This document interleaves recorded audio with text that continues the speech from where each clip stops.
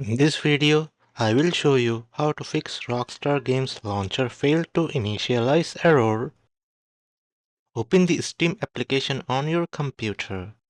Click Add a game at the bottom left corner. Select Add a non-Steam game. Find Rockstar Games Launcher in the list. If it's not listed, click Browse. Go to see Program Files, Rockstar Games, then Launcher. Or find the directory where you installed your Rockstar launcher.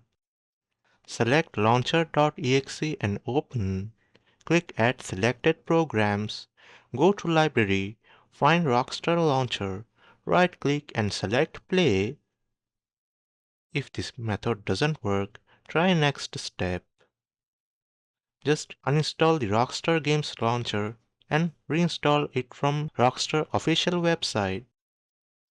If it also doesn't help, then open Start menu, search for Services and click on it.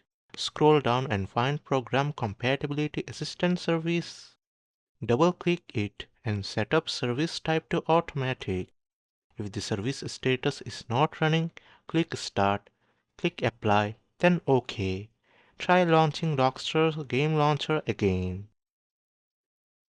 That's it. Now you know how to fix Rockstar Game Launcher failed to initialize error. If this video helps, like, share and subscribe.